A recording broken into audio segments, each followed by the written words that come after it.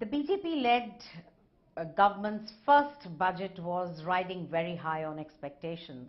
There were wide-ranging expectations from the finance minister, from reviving investment to incentivizing small savers, to attracting capital from a global community, and more importantly, to restore the economic health in year one.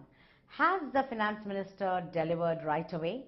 I would think to a large extent, without refraining from big bang announcements, the finance minister has actually taken a series of meaningful steps to address most of these expectations and has tried to meet them. Let's start with what he has done at a retail level. Very clearly, the personal disposable income, given the high rate of inflation, was coming under pressure. So the finance minister has introduced a series of incentives, right from relaxation under ATC, increasing the limit from 1 to 1.5 lakhs, increasing the limit from 1 to 1.5 lakhs again on public provident fund investments. He has also reintroduced Kisan Vikas Patra. He has introduced a new saving scheme for girl child for marriage and education. And essentially what he has done, he has put, including for the senior citizens, a larger share of personal disposable income back in the hands. So this should help in supporting consumption. Have we delivered adequately on getting the investment appetite back? We would think so. If we look at the key infrastructure announcements, right from infrastructure on hard issues like ports, roads, inland waterways, and airports, the finance minister has delivered on all. Not only that, he has also adequately invested in rural infrastructure, tied up the Mahatma Gandhi National Rural Employment Guarantee with asset creation, on emphasis on irrigation, on water projects, on housing. He has also simultaneously extended the Gujarat model of Rurban, which is basically bringing the urban amenities to rural place with equal emphasis on rising investment in these. I think overall the finance minister has adequately added impetus into the infrastructure sector, also by enhancing the limits of municipal debt management from 5,000 to 50,000 crores. So clearly we expect all these measures to translate into greater capital formation or greater rate of investment, attracting fresh investment appetite, and therefore get economy on a slightly more sustainable growth path. What has he done on capital flows? Has he been able to attract? Quite comprehensively, a resounding yes. A sector which had been expecting an enhancement of FDI limits was insurance. He has actually raised that composite limit from 26 to 49%. So also for defense, he has raised the limit to 49%. These two enhancements of FDI limits would not just bring back, or rather attract capital flows, but more importantly, trigger a manufacturing activity, one, within defense and defense-related manufacturing items.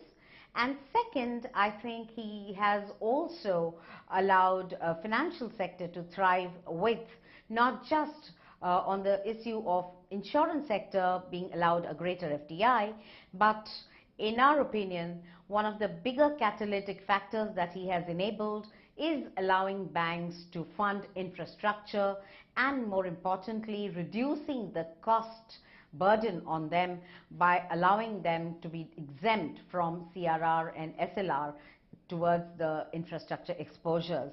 I think this is going to be a win-win both for infrastructure companies who can borrow from banks with slightly lower costs, because the banks would adjust those rates basis CRR and SLR computation, which would be excluded from infrastructure exposures. So I think the finance minister, to sum in substance, has been able to address comprehensively three big issues. One, bringing back growth impetus through revival of investment. uh, insulating the small saver and consumer by allowing greater tax rebates, and more importantly, putting more money into their hands, and overall making India an attractive global capital destination. In terms of numbers, if I talk, the fiscal deficit number having been retained at 4.1 is a very strong positive, with a path of further correction of 3.6 to 3% of GDP. What does this imply is that the recourse of government towards market borrowing will begin to reduce, and to that extent the funds would be available to the private sector for more efficient use. So to that extent, fiscal deficit containment is a strong positive in terms of keeping interest rate regime stable. What happens to the subsidies? I think the finance minister has been more realistic in not cutting dramatically the subsidies right away, because the pressures remain large, particularly on food and fertilizer, given the drought conditions in some parts of the country, which are likely to pan out over the next 2 months, not for the entire country, but maybe for the northwest and the west region. So to that extent, the government has kept subsidies, outside the purview of a very dramatic revision. He has actually used the handle of diluting ownership stakes in many of the public sector owned entities, and has earmarked about 73,000 crores totally, with a cushion more so in case the tax revenue estimated to grow at 19% do not meet the targets, because given the economic activity which we anticipate would be around 5.3 to 5.5% in the current fiscal year, the tax revenues may come slightly under pressure, may not be able to meet the targets, but in such a scenario, the government has likely kept a cushion of meeting or exceeding the targets of public sector disinvestment program. So overall, even on the arithmetic, which we cannot really discard, because more or less these assumptions will hold true if we expect all these measures to revive the industrial growth and therefore the tax collections.